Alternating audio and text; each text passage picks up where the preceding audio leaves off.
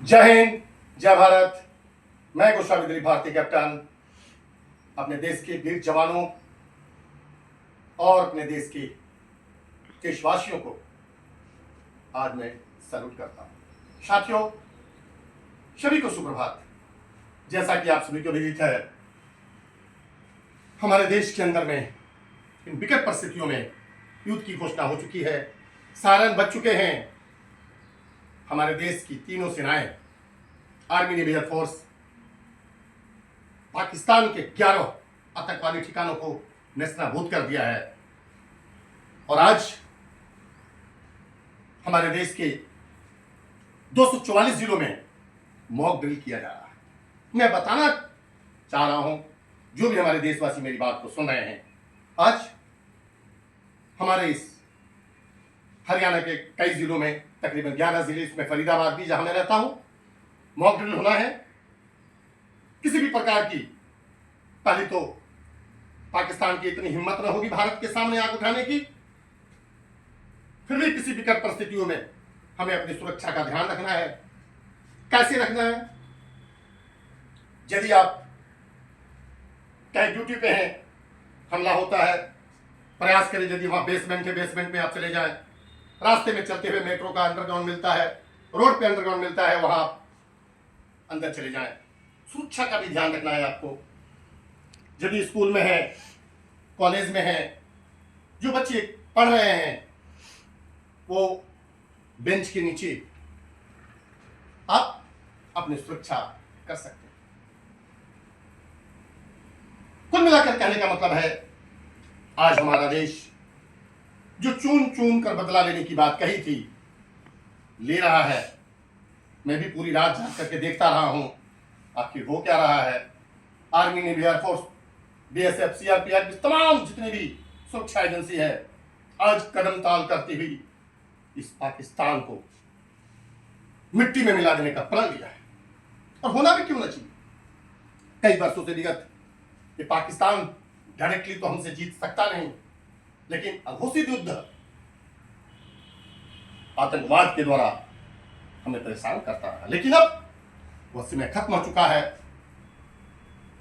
मैं खुद फौजी होने के नाते कारगिल के युद्ध के दौरान मैं कश्मीर के कुपवाड़ा सेक्टर में था। युद्ध की नीति कहती है कि दुश्मन को कभी हल्का ना समझा जाए। सुरक्षा का ध्यान रखते हुए दुश्मन को खत्म करने की, उस टारगेट को खत्म करने की टैक्टिस होना चाहिए, जिसे हम वेपन और टैक्टिस कहते हैं। आप सबको पता होना चाहिए, ट्रेनिंग के दौरान सिखाई जाती है, गोली आने पर क्या करें। मानो मैं खड़ा हूं, कहीं गए, गोली आती है, किसी भी परिस्थिति में आ सकती है, कहीं से भी आ सकती है। राह में आप देखते हैं ऐसे भी गोलियां चलती हैं कई जगह। सबसे पहले उसकी ट्रेनिंग होती है। क्या होती है ट्रेनिंग? दौड़ो, रेंगो और आना। फायर आई, दौड़िए, थोड़ा सा लेट कर रेंगिए, आड़ पकड़िए। आड़ मतलब कोई पेड़ है, कोई बिल्डिंग है, कोई बिजली का खंभा है, आप उसकी आड़ में होइए। गोली कभी यूं यूं करके नहीं आती, गोली हमेशा सीधी आती है। गोली चली, आपने लेट गई, गोली आपके सिर से जाएगी। तो ये सुरक्षा का ध्यान रखना है। और मैं ही कहना चाहूंगा देशवासियों को कि हमें फख्र होना चाहिए अपने देश की सेनाओं पे। और आज मैं मोदी जी पर भी फख्र करता हूं, जिन्होंने जो कहा वो करने का प्रण लिया है। यदि अच्छा होगा उसकी तारीफ भी की जानी चाहिए।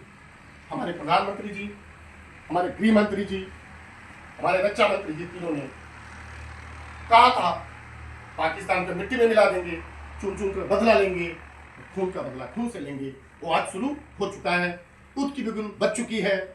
पाकिस्तान के 11 खतरनाक ठिकानों, जैसे मोहम्मद के जो लॉन्चिंग पैड थे, हमारी सेनाएं भारत की सीमा में रह करके उन पे हमला करके खत्म कर दिया है। और आगे की रणनीति आप सबों के सामने है। किसी भी परिस्थिति से भिड़ने के, लड़ने के लिए हमारी आर्मी, नेवी, एयरफोर्स हर तरह से तैयार है। राफेल भी हमारे पास है, अग्नि भी है, नाग भी है, त्रिशूल भी है, तमाम पाकिस्तान के सामने हम कई गुना शक्तिशाली देश हैं और रहेंगे। बाप बाप होता है। पाकिस्तान हमारे सामने बच्चा है, बच्चा रहेगा। जब जब भी हमारे से आंख मिलाने की कोशिश की है, 4 बार युद्ध लड़ करके उसे ऐसी भारत ने धूल चटाई कि देश के इतिहास में स्वर्ण अक्षरों में लिखा गया। 93,000 सैनिकों के साथ जनरल नियाजी ने हथियार डाले थे 1971 में और हमारे जनरल अरोड़ा ने सर्टिफिकेट पर सिग्नेचर करा के लिया था। तब उन्हें छोड़ा गया संधि के तहत और हमने नया देश बांग्लादेश को जन्म दिया। मुझे लगता है इस बार के युद्ध में कोई नया देश जन्म लेगा। आप एक्टिव रहें, अलर्ट रहें, सुरक्षा का विशेष ध्यान रखें। जय हिंद, जय भारत, नमस्कार।